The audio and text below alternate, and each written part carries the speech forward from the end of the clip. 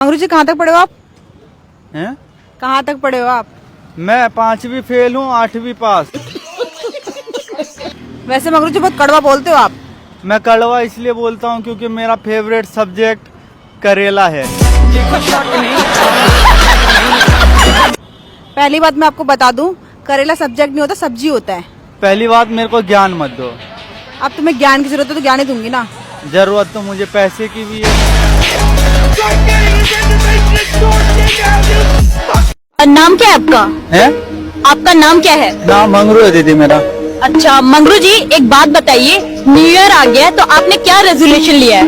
Resolution तो नहीं लिया दीदी, वो गैस खराब हो गया था, वो लीक हो रहा था तो रेगुलेटर लिया है।